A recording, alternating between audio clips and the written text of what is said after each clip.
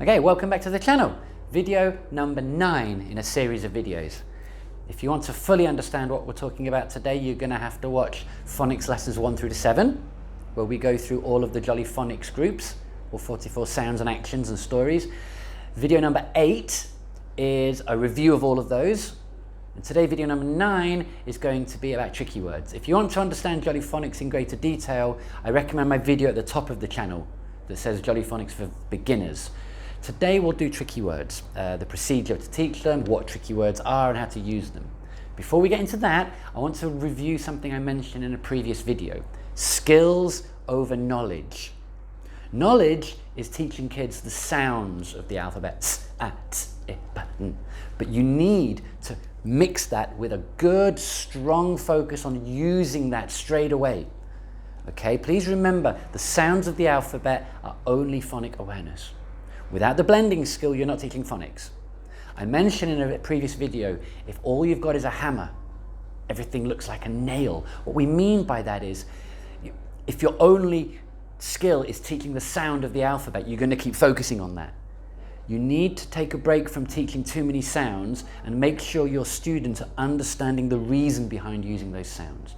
For example, if you want to fix a motorbike, you can't just read the handbook. You have to go and start fixing motorbikes. All right? So, if you want some ideas on activities and blending practices, go to one of my other videos. I've got over 300. There's plenty of activities there you can copy. All right? Now, tricky words. I can hear the words being misspelled as you speak. I find that quite funny. What are tricky words? They used to be called sight words. Words that you'd have to memorize, like apple, A-P-P-L-E, apple. Yeah? Well, we're not doing that anymore. That's a little bit old-fashioned, a little bit rote. Now, the Jolly Phonics company, who I like their product quite a lot. I'm not a Jolly Phonics salesman, but I do like their products. They've divided the 72 most common words down into groups of 12, 6 groups of 12. Now, basically, tricky words are words that do not follow the phonic rules. That's the general description of a tricky word. A word that can't be read purely through phonics. So obviously, to an extent, there is some memorization that has to be happening here, okay? But there are also, like, ways you can present them on a wall. This is a cool little wall frieze they make, where, as you learn a new word, you grow your plant. And you end up with a big wall, and you need to review it regularly with the kids, with your students, okay? Let's talk about the procedure real quick. The procedure for teaching a tricky word. Explain that the word is tricky. Let's take this word, the. You'll tell the kids this word is a tricky word. It wants to trick you. It wants you to be tricked. It wants you to say the wrong thing. Okay, so let's look at the word and read it phonically. Let's read the word phonically. We've learned th, and we've learned the. Huh? That doesn't make sense. The. So, now, let's enjoy reading it wrong. You might say to kids, oh, it's so silly. The chair is on the floor. The boy is over there. That's a silly word. Oh, tricky word. You silly word. Let's read it correctly now. The correct way of reading this word is the. Okay, so let's identify in the word the. Which part is not tricky? Which part of this word is not tricky? The. That's the hard TH. That's tricky. That's the schwa sound. Yeah, the. So this part is tricky here. You might even get a pencil and underline the tricky part.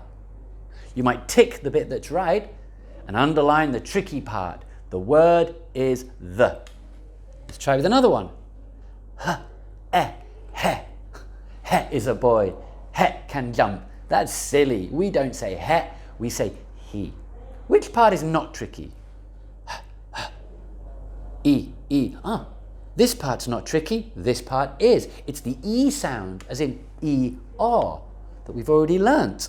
Like I said, you would need to review previous videos. This word is she. The bit that's not tricky is sh. And this is not e. It's not she.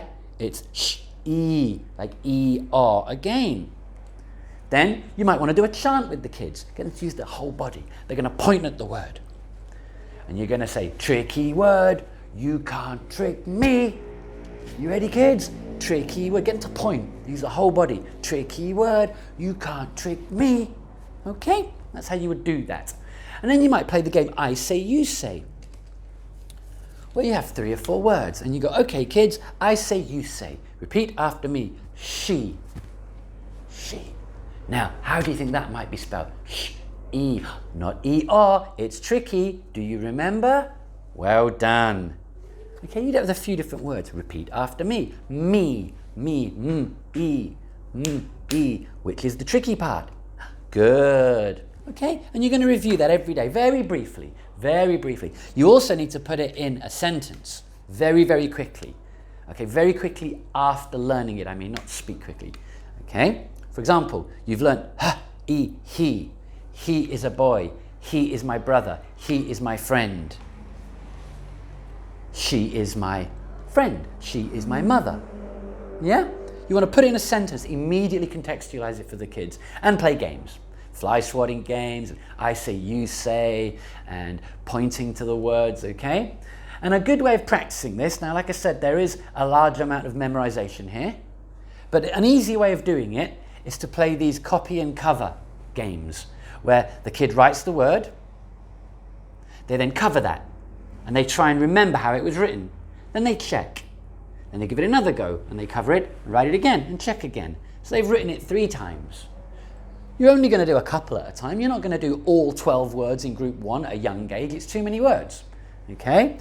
And then you're going to need to, as quickly as possible, get it into a decodable sentence. Now, decodable sentences are sentences that use words that can be phonically encoded or decoded, all right? Words that follow the phonic rules, with the exception of the tricky word you've just learnt. In the old days, with analytical, you would have decodable sentences that were very boring and useless. A hat on a cat, a man in a van, a pan in a van. Like, it's crazy. What's a cat wearing a hat for? They had no meaning. They were useless because you didn't have a large choice of words to use using Montessori stuff. Like, you know, the analytical, the word families: at, cat, mat, hat, fat, rat, man, van, pan, can. Right? But with jolly phonics or synthetic types of phonics, you have a lot more words at your disposal very quickly. So it's very important we do this. So you can find a bunch of decodable sentences in a teacher support books. You can message me, I'll give you a bunch. Okay. Now let's just say we're working on, from group 1, just the first 2 words, I and the. There's loads and loads you can do here, right? I went on a bus. That's quite a big sentence, 1, 2, 3, 4, 5 words. You wouldn't just say to the kids, write down, I went on a bus. It's too much. You might begin with, okay guys, on line number 1, write the word bus. Bus. Line number 2, write a bus. Bus. Line number 3, on a bus. On, and you remember your segmentation, okay? Then went on a bus, and eventually I, tricky word, you can't trick me, I went on a bus. There's lots and lots of sentences like this, okay? I am a big kid. You might begin at the end, kid. Line 2, big kid. Line 3, a big kid. Or at the beginning, line 1, I. Line 2, I am. Build up the sentences over time. Okay, now look here, you'll notice there's no full stops because we haven't taught full stops yet. You don't give them something they haven't learned. And there's no capital T because we haven't taught them the capital T yet. So I'm not asking them to put it in the sentence. If it was the capital I, it already is capital.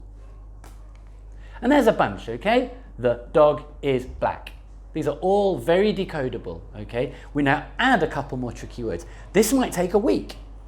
This might take 2 weeks. It's up to you and your kids. Yeah? There's no hurry, there's no time limit. Take your time, focus on the skills. Don't stress about knowledge. Skill, right? The hat is red. There's a load, right? I am hot. That's a good one. That's a great first sentence. 3 easy words.